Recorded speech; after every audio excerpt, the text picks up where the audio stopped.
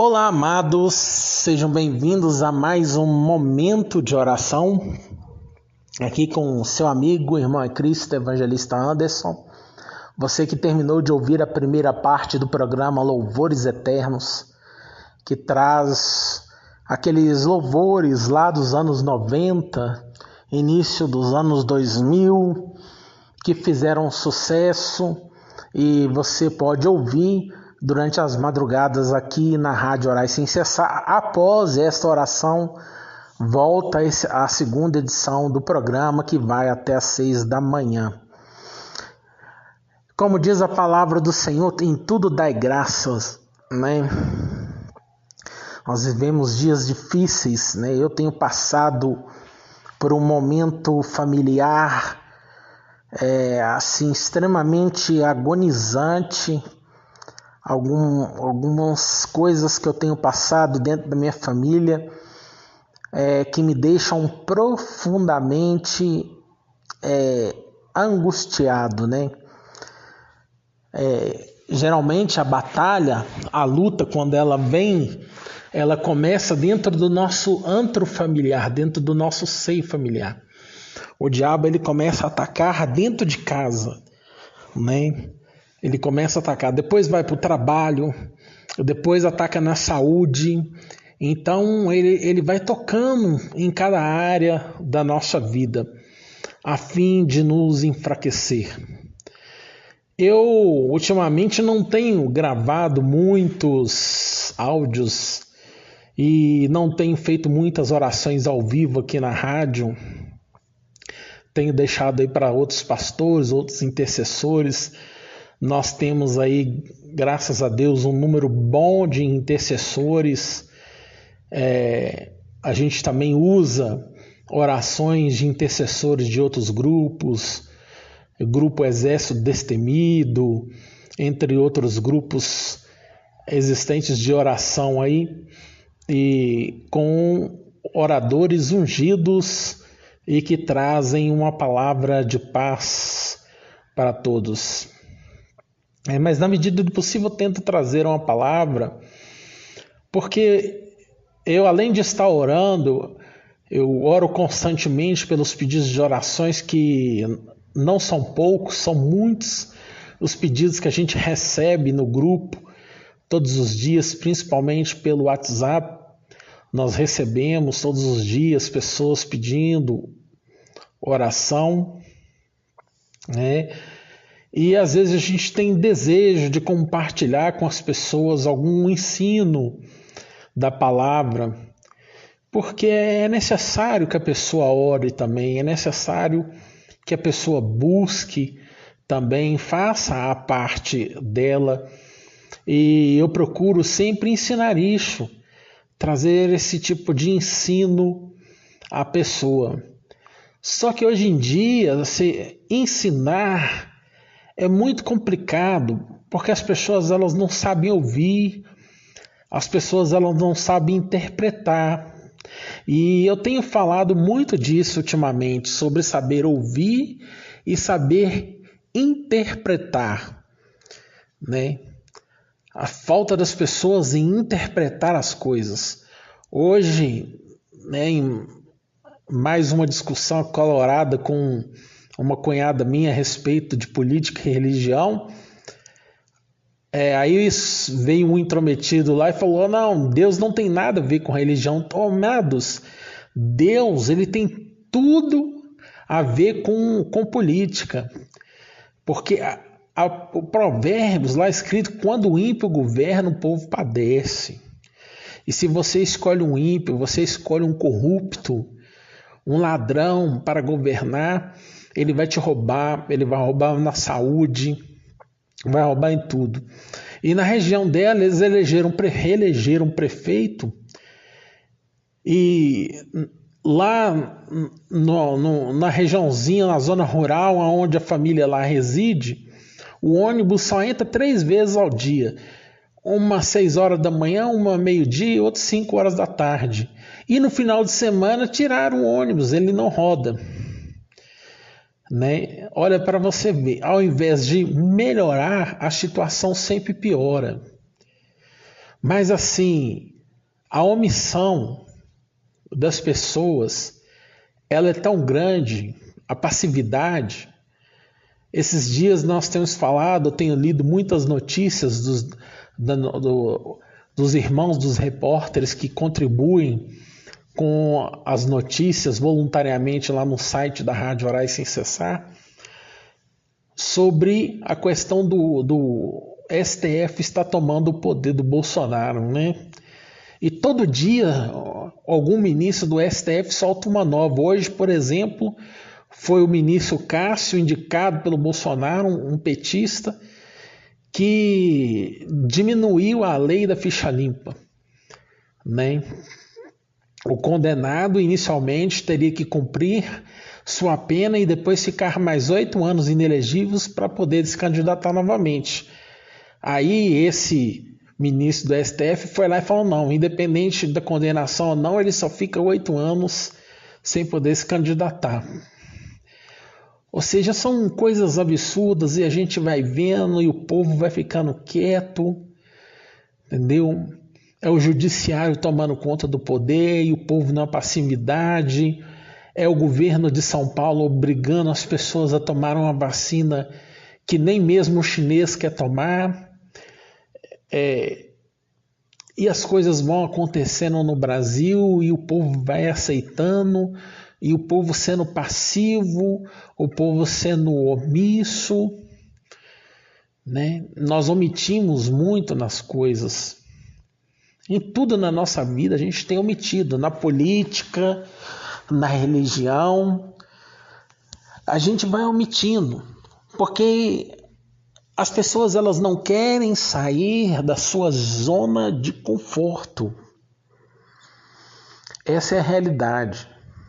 O brasileiro ele entrou em uma zona de conforto. Ele fica ali digitando no WhatsApp, no Twitter, no Facebook, no Instagram, fica ali na rede social e é aquela coisa. Aqueles que trabalham vai do trabalho para casa, de casa para o trabalho e dorme. Os que não tem nada para fazer ficam o dia inteiro assistindo TV Globo e fica ali naquela passividade, naquele antro. As pessoas elas não param para refletir, elas não param para raciocinar. Por que as coisas estão assim? O que eu posso mudar? Na política nós poderíamos estar mudando muita coisa, renovando, tentando algo diferente, indo para as ruas, protestando, exigindo o cumprimento das leis e tal. Não, ficamos quietos. No lado religioso, nós poderíamos estar indo para a igreja, participando de vigílias, orando, campanhas de oração e orando. Eu falei em uma oração esses dias que os deuses lá do Supremo Tribunal Federal, que deram poderes aos governadores, aos prefeitos para fechar tudo, permitiram que 10 pessoas se reunissem. Então você tem o direito de reunião ainda. Você pode reunir você mais 9 pessoas e orar. Subir ao monte, clamar a Deus, né? E buscar de Deus, ler a palavra, refletir, estudar sobre a Bíblia. O que falta às pessoas é estudar. Quando um crente fala que política e Deus e o Evangelho não tem nada a ver, isso me revolta. Isso me causa uma dor de cabeça terrível. Por que não? Por que não? Vejam só, eu falei outro dia a questão do PSOL crescendo. Se o PSOL, que é o partido de extrema esquerda, pior que tem, chegar ao poder, igrejas vão ser fechadas, né? Tudo que é tipo de promiscuidade vai ser permitido no Brasil, drogas, né? E o país que já não é nada lá, essas coisas, vai se tornar ainda pior. Ainda pior. Aí você quanto cristão, Servo de Deus é omisso a isso. Você vai aceitar passivamente e vai falar que não tem nada a ver, que você não tem nada a ver com isso, que Deus não tem nada a ver com isso. Meu amado, as pessoas elas não pedem a direção de Deus. Não pedem a direção de Deus. Quando a gente está orando, a gente tem que pedir a direção de Deus. Você quer o quê? Um emprego?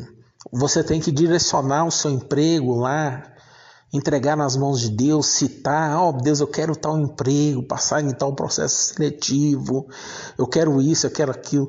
Na hora de votar, a mesma coisa, Senhor, abençoe esse candidato que eu vou votar, que ele seja um candidato cristão, honesto e tudo tal.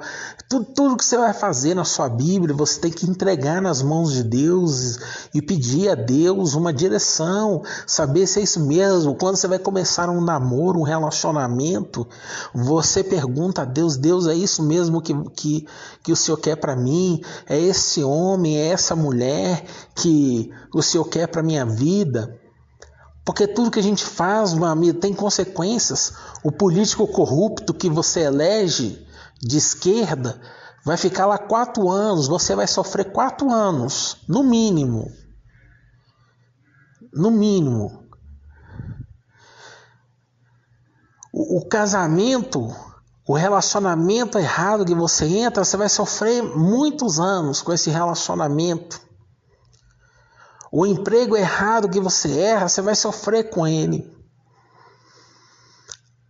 Então, por isso, nós devemos refletir. Nós devemos pensar.